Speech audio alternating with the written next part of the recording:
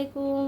আজ আমি আপনাদের এই যে গরুর মাথার ঘিলু রান্না করে দেখাবো ভিউয়ার্স। আজকে একটু অন্যভাবে ঘিলু রান্না করব। এর আগে অবশ্য আমি কখনো ঘিলু রান্না করিনি, এমনি বাসায় রান্না করেছি, কিন্তু আপনাদের রান্না করে দেখাইনি। আজকে দেখাবো ভিউয়ার্স, দেখতে থাকুন, সাথে থাকুন। এটা আমি এখন এই যে লবণ হলুদ দিয়ে সিদ্ধ দিব। লবণটা হয়ে গেছে, এখন আমি এই ঘিলুটা দিয়ে দিচ্ছি, সিদ্ধ করে নেব। আগে আমি সিদ্ধ করে নিচ্ছি, তারপর আমি এটা রান্না করব। ভিউয়ার্স, দেখতে থাকুন, সাথে থাকুন।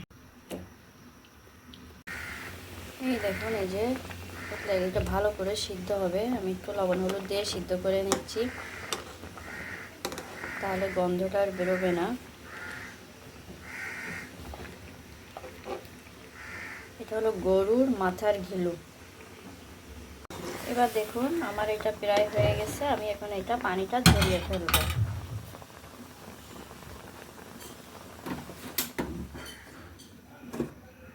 এই যে পানিটা আমি ছড়াই নিচ্ছি।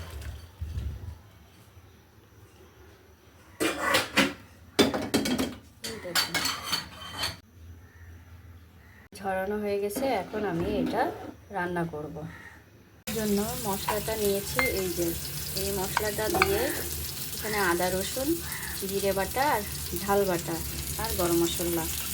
ভিউয়ার্স, এখন আমি এই যে তেলটা দিয়ে দিলাম, তার সাথে তেজপাতাটা দিলাম,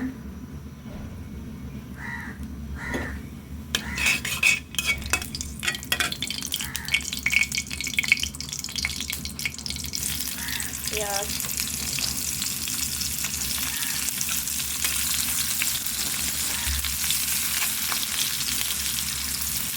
এটা আমি ভেজে নেব ভালো করে। পেঁয়াজটাকে ভালো করে একটু ভেজে নেব।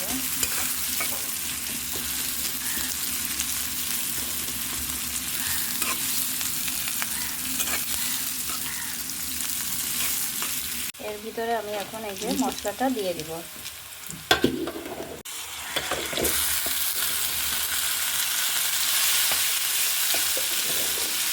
এবার গরম মশলাটা দিয়ে দিচ্ছি, দিয়ে মশলাটা ভালো করে ভেজে নেব। তারপর আমি ঘিলুটা দিব।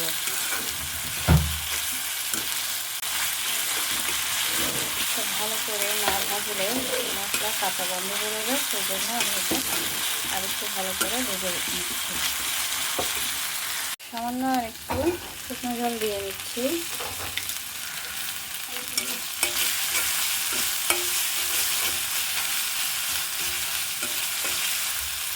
যেমন পেঁয়াজ ভাজা ভাজা হয়ে গেছে, এখন আমি ঘিলুটা দিয়ে দেবো। এই যে ঘিলুটা আমি দিয়ে দিচ্ছি, পানি ঝরিয়ে রেখেছিলাম সেটা আমি দিয়ে দিলাম। এইভাবে ভালো করে নাড়াতে হবে, নাড়িয়ে তারপর এটা ভাজতে হবে, যাতে মশলাটা ভিতরে যায়, তবেই না স্বাদ হবে।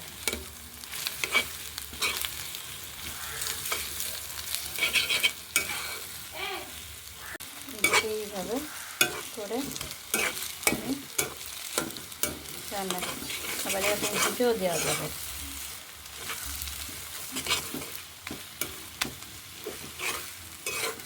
এটা সাদা ভাতের সাথে খেতেও খুব ভালো লাগে, পোলাওর সাথেও খাওয়া যায়। আপনারা এইভাবে রান্না করে খেয়ে দেখবেন, কমেন্ট করে জানাবেন যে গরুর মাথার ঘিলু রান্না কেমন হয়েছে।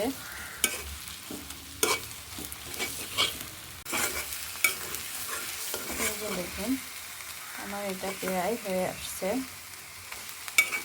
আর একটু ভাজা ভাজা করব।